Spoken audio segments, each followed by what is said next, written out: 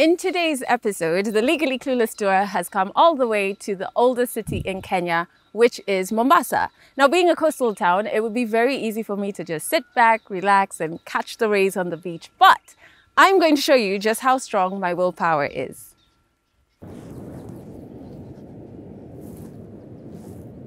Oh well.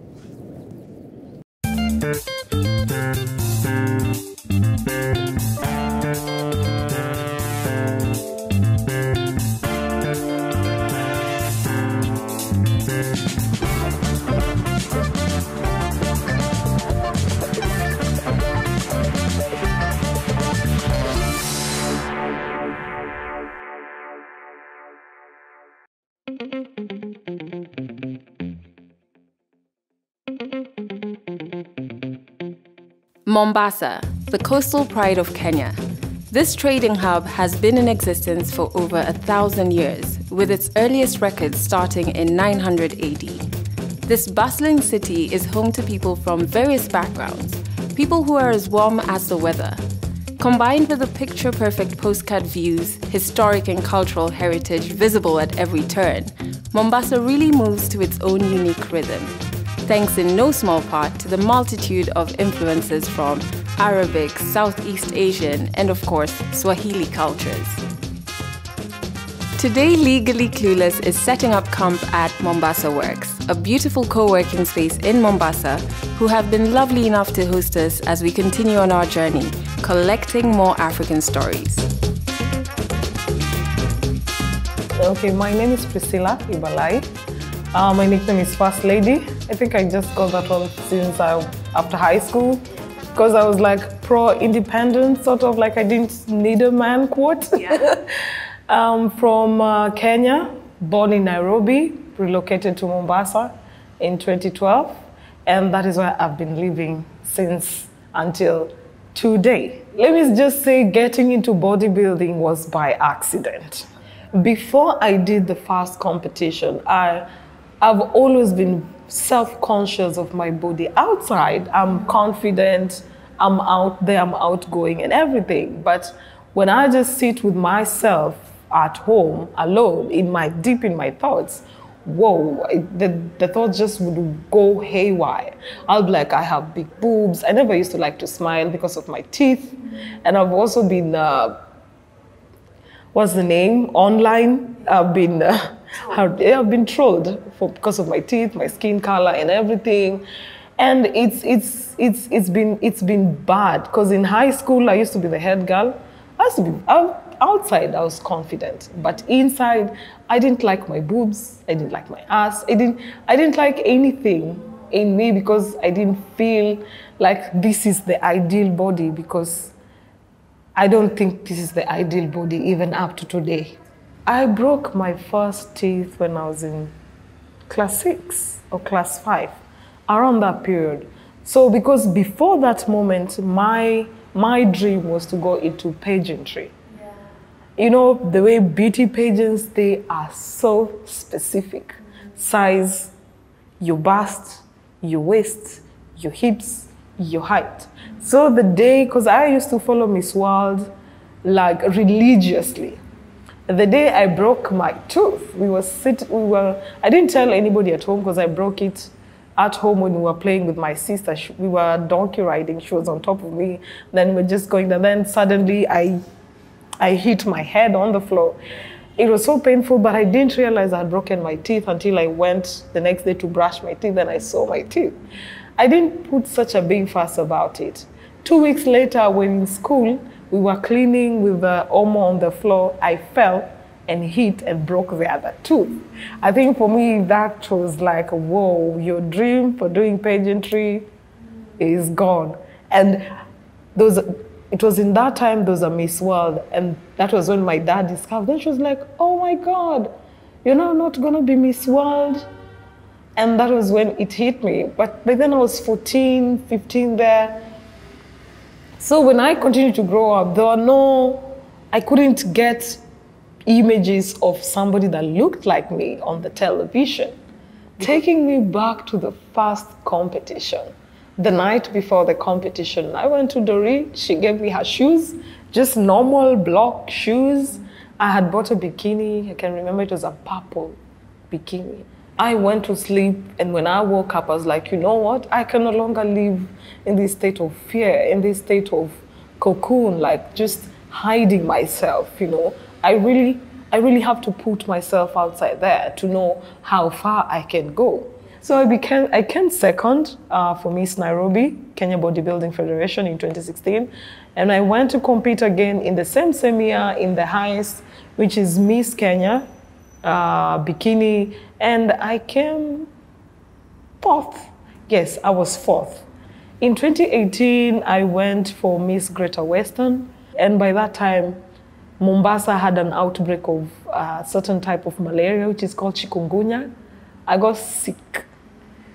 3 weeks to the competition, I got sick. Was it 4 weeks? Yes, 4 weeks to the competition, I got sick.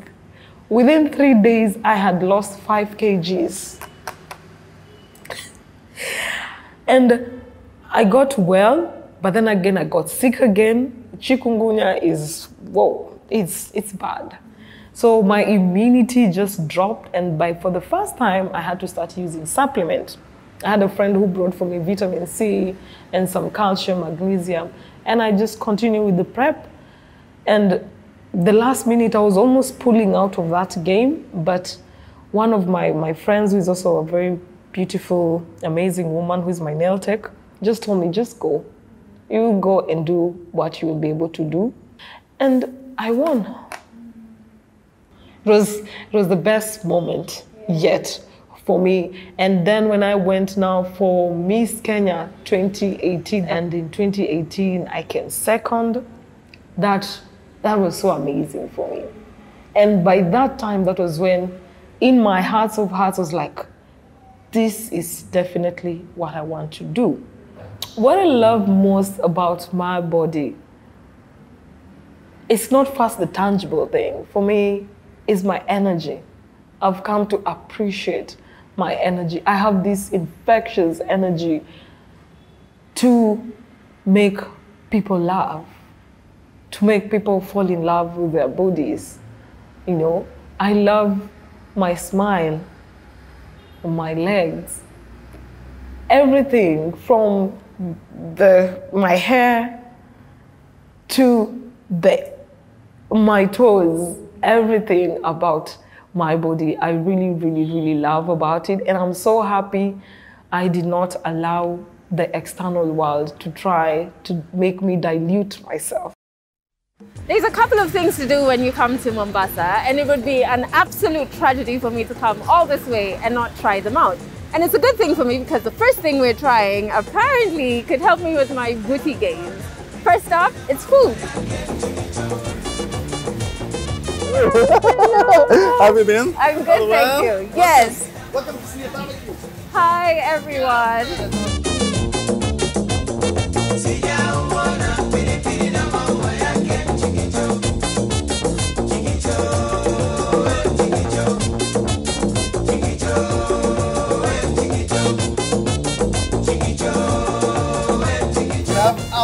Senior. So this is like the smallest senior. So this is basically the smallest senior, but this would feed me and Advocate. Then we can just have a seat and enjoy.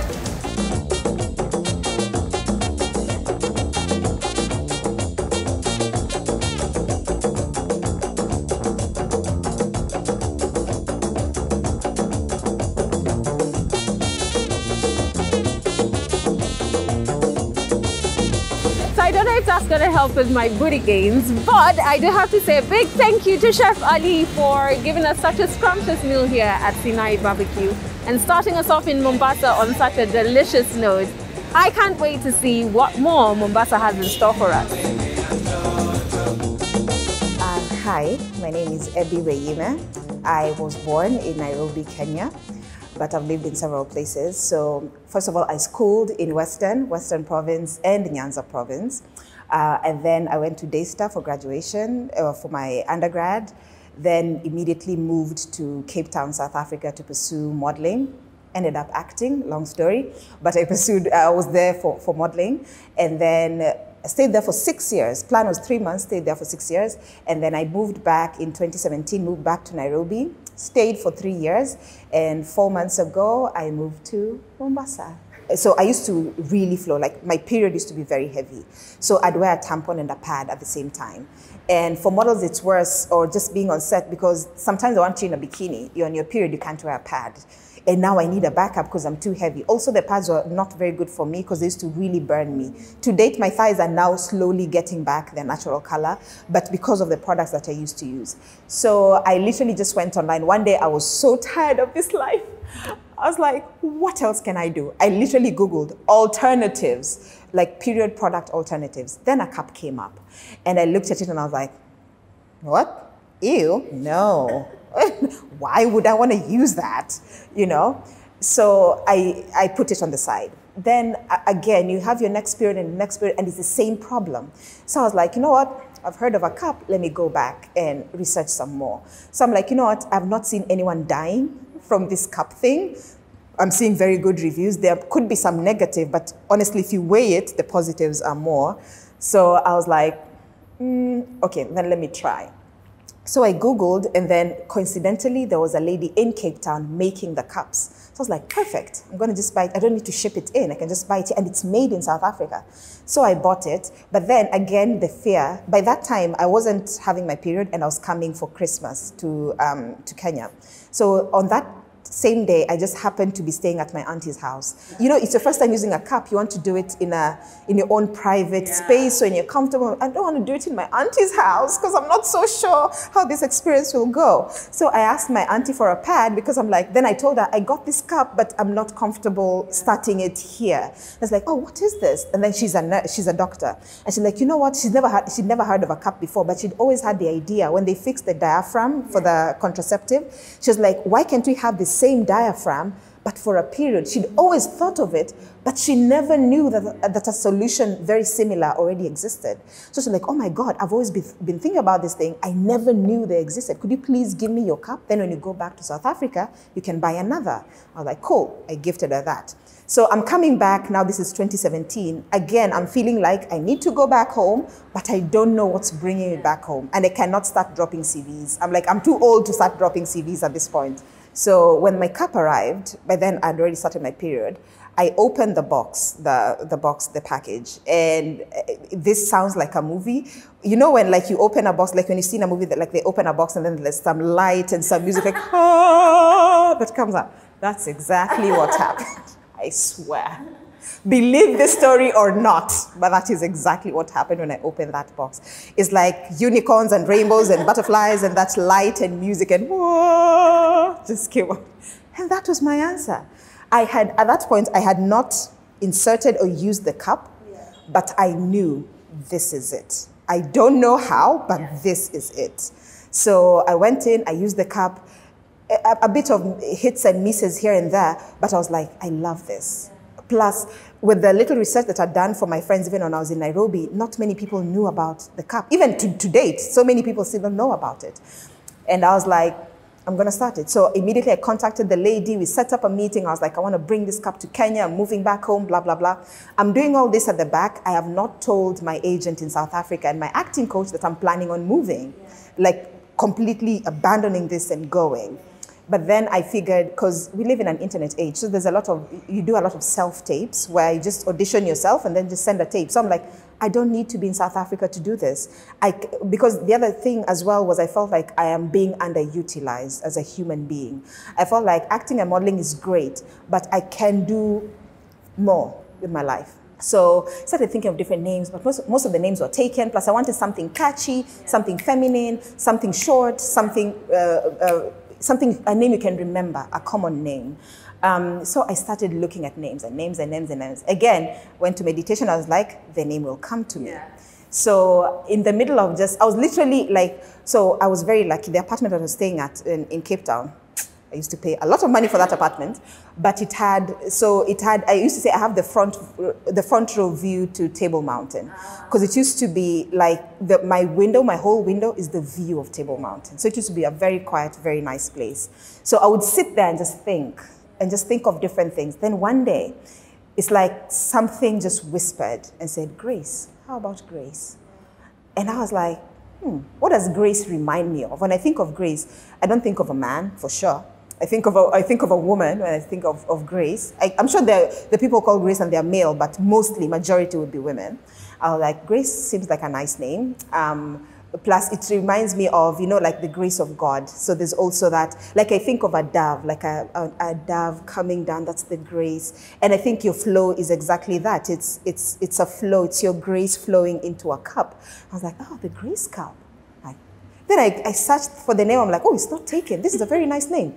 So I said the Grace Cup, and I was like, yeah, that's a good name. We stuck with that. So I came back home and I was like, oh, I'm naming it the Grace Cup. So I told my bestie, I'm naming it the Grace Cup. Then she's like, oh, so you've decided to name it you've decided to name it you after all. And I'm like, oh my God, I have. My middle name is Grace. But the thing is, I'm so used to using Ebby, especially when I was in Cape Town, that Grace kind of just, like those middle names just fade out. And I'm like, I guess I did name it after myself. But then I was so resigned to the idea. But then I was like, I want to separate the two completely. So at home, they still call me Grace. But then, like Rick told me, you need Ebby and you need Grace.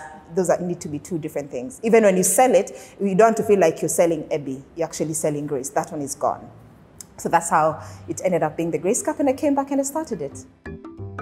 So in cities that have as much history as this, I think it's important to go to places that will transport you to the past and even for me, fuel my creativity. And there's no better place to do that than here in Old Town.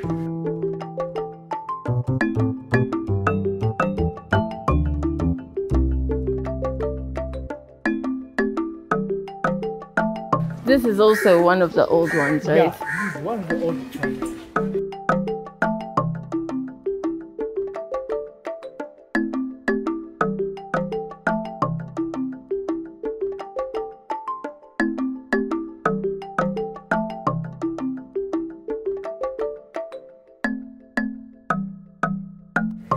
Thank you. That was a nice walk. All right, yeah. Hi, I'm Quinta Wambulwa. I'm an author of Self-Care Kit to Mental Wellness. And I'm from Kenya, from western part of Kenya, in Lugulu. If you've heard of western part of Kenya, so Lugulu. I'm Luya, so yeah, I'm so much into my tribe as well. Yeah, we love ugali and chicken, yeah. So when I finished my Form 4, I got a B+. So I was to join campus in Mombasa. So I was called to pursue maritime in Mombasa. So my dad didn't like it because already as a student, as a young girl, I was already in love with a person he was 25 at the time and he was done with campus for him. So my dad didn't like me coming to Coast because remember, I have grown up in the village. Literally, my whole life is in the village. So this is my first time away from my village. This is my first time away from family and away from parents. Everything was first time. So for me, I really wanted to come to Mombasa. So I spoke to my boyfriend and he's rich and he told me, yeah, I'm gonna pay for you. I'm gonna pay for your fee. So do this, you pack your things and then if you can steal the letter, do a copy, and then you're above 18, I can pay for your fee, let's do this. I'm still in love. My boyfriend was in Nairobi, so he came over. Now, he rented a house for me, an apartment for me. He kind of we just continued with what we were doing in the village. And actually, I was to get married after my 4th year, right? So one time in 3rd year, every time I could go to Nairobi, I had to inform him. I'm coming to Nairobi, he would pay for my tickets and I'd go. But this one moment, I didn't tell him. I just packed my things and I left. I went to Nairobi without telling him. So when I got to our home, because that was my home, my matrimonial home, when I got there, it was Sunday in the morning because I traveled over Saturday. So Sunday in the morning. So I called him to help me because I had carried a lot of things. I was seeing him as I go home to the village. So I called him, he didn't pick. So I struggled with the things I had carried. I went, I got to the door, I knocked the door, and then he came, opened the door, wrapped, he'd been wrapped his body with a towel. So he was shocked. You're here? I'm like, yeah. You didn't tell me. I'm like, I've been calling you.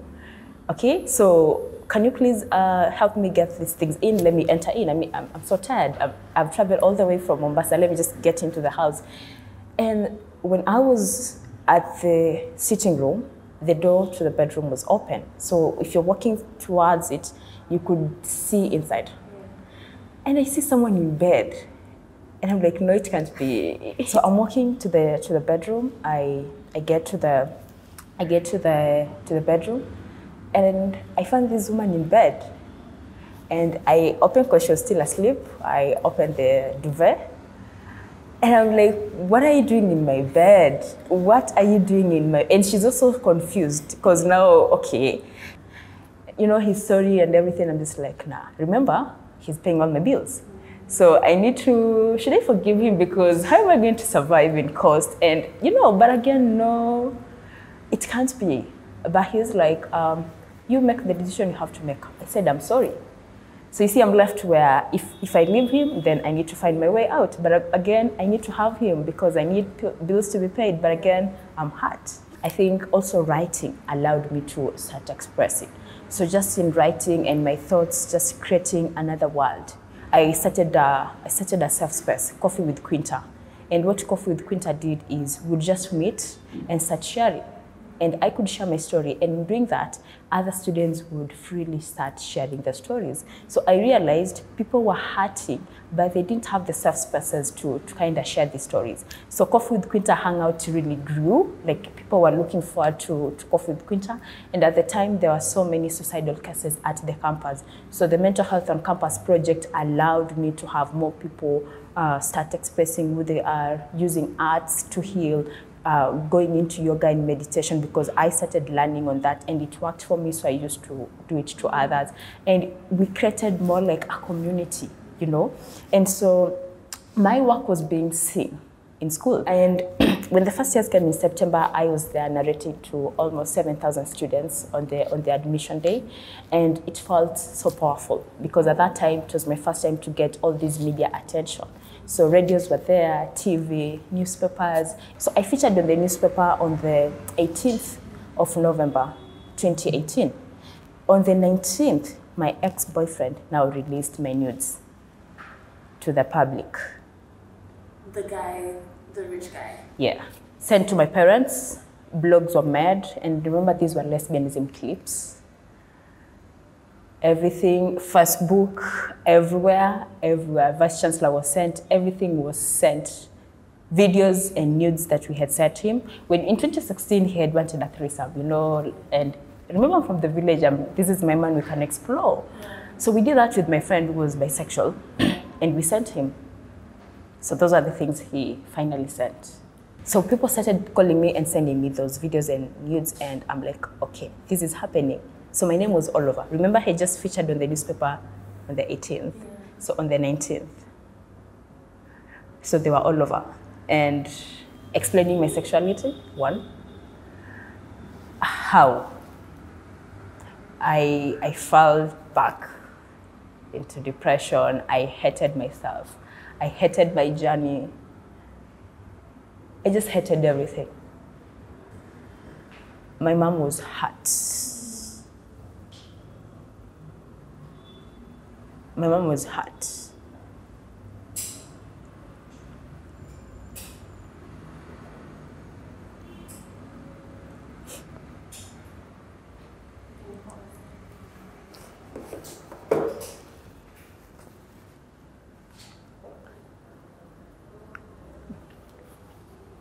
You know, my dad is a leader in church.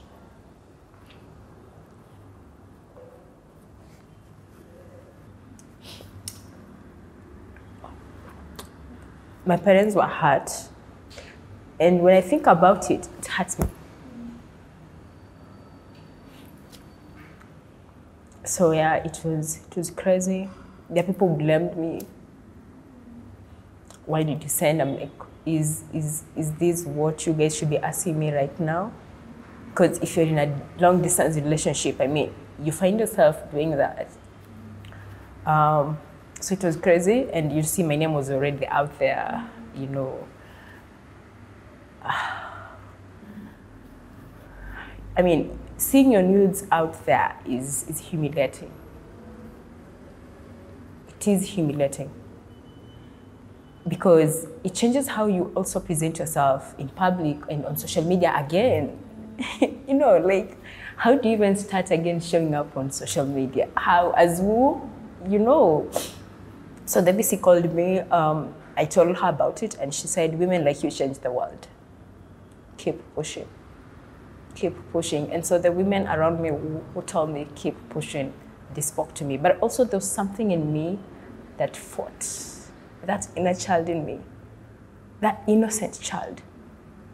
She stood strong, you know, as much as I became suicidal, but there was another voice telling me, Quinta, you can't do this. You can't save yourself. That child, she fought. She really stood strong. So I started my book. I wrote my story to just demystify the mental health, because I really believe in the power of storytelling and just having our stories penned down, but in it having the practical tools that individuals can start working on themselves as well. You know, when you have information, then you stand a higher chance of knowing how to go about with your healing. If I had this book during that moment, I would know ways to start healing. So I penned down the book, and I am still on that journey as I heal and as I heal others. Yeah. The distribution of sexually explicit images and videos of individuals without their consent is criminal. If you or anyone you know has been affected, please contact your local authorities. After fueling my body with some Swahili food and my soul with a walk through Old Town, where better to end my time than right here on one of Mombasa's beautiful beaches, taking time to reflect on this journey we're on, not just the physical, but the spiritual as well. I think Mombasa is a magical place that has a little for everybody and is really good for your skin too. Thank you so much for watching this series of the Legally Clueless Tour. Please subscribe and turn on your notifications so that you can find out where we're headed to next. You can hide behind the mask, you know, that was never going to find you. Good to see you. Good to see you too. Karibu Mombasa. Thank you. I don't know, I have to look down before I start. Okay.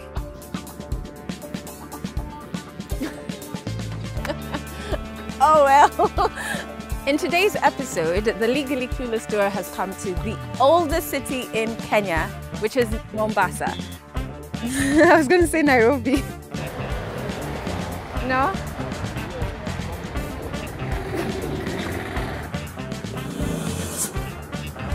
Oh my goodness.